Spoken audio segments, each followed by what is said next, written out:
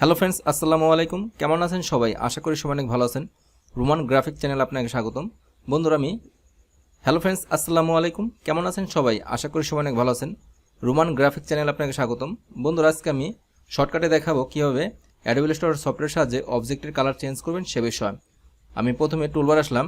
Toolbar থেকে rounded rectangle tool select করলাম। Mouse drag করে একটা রাউন্ডেড রেক্টেঙ্গেল শেপ ক্রিয়েট করে নিচ্ছি। দেখতে পাচ্ছেন আমার ব্ল্যাক কালার। এখন আপনারা কীভাবে অ্যাডোবি ইলাস্ট্রেটর সফটওয়্যার ইউজ করে কালার চেঞ্জ করবেন আমি সেই কাজটি দেখাবো।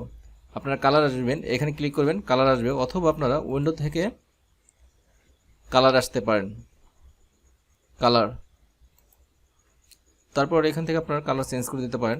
ব্লু কালার চাইলে আপনারা একটু ডিপ করতে পারেন, আবার রেড কালার করতে পারেন, অরেঞ্জ কালার করতে পারেন, ব্ল্যাক কালার করতে পারেন, পিঙ্ক কালার করতে পারেন, যে কোনো কালার করতে পারেন।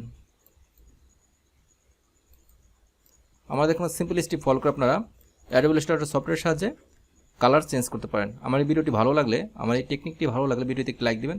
আর আপনি যদি আমার চ্যানেলের নতুন দর্শক হয়ে থাকেন, প্লিজ আমার চ্যানেলটি সাবস্ক্রাইব করে পাশে থাকবেন। Thank for watching.